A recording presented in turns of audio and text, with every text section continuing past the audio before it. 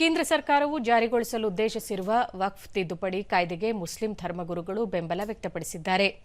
Muslim ಧಾರ್ಮಿಕ ಮುಖಂಡರ ನಿಯೋಗವೊಂದು ನಿನ್ನೆ ಕೇಂದ್ರ ಅಲ್ಪಸಂಖ್ಯಾತ ವ್ಯವಹಾರಗಳ ಸಚಿವ ಕಿರಣ್ ರಿಜಿಜು ಹಾಗೂ ಜಂಟಿ ಸಂಸದೀಯ ಸಮಿತಿಯ ಅಧ್ಯಕ್ಷರಾದ ಜಗದಾಂಬಿಕಾ ಪಾಲ್ ಅವರನ್ನು ಭೇಟಿ ಮಾಡಿ ವಕ್ಫ್ ತಿದ್ದುಪಡಿ ಕಾಯ್ದೆಗೆ ಬೆಂಬಲ ಸೂಚಿಸಿತು. ಅಖಿಲ ಭಾರತ ಸೂಫಿ ಸಜ್ಜಾದ ಶಿನ್ ಮಂಡಳಿಯ ಅಧ್ಯಕ್ಷ ಸೈಯದ್ ನಾಸಿರುದ್ದೀನ್ ಚಿಸ್ತಿ ಹಾಗೂ ಅಜ್ಮೀರ್ ದರ್ಗಾದ ಪ್ರಮುಖ ಧರ್ಮಗುರು ನಿಯೋಗದಲ್ಲಿ ಇದ್ದರು.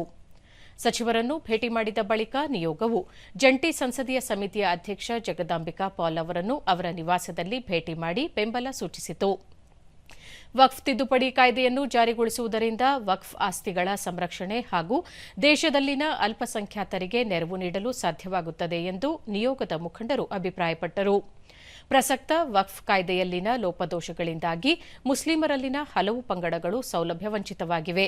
ಅಂತಹ ಪಂಗಡಗಳನ್ನು ಗಮನದಲ್ಲಿಟ್ಟುಕೊಂಡು ನೂತನ ವಕ್ಫ್ ತಿದ್ದುಪಡಿ ಕಾಯ್ದೆಯನ್ನು ಜಾರಿಗೊಳಿಸಿರುವುದು ಸ್ವಾಗತಾರ್ಹ ಬೆಳವಣಿಗೆ ಎಂದು ನಿಯೋಗದ ಮುಖಂಡರು ಅಭಿಪ್ರಾಯಪಟ್ಟಿದ್ದಾರೆ.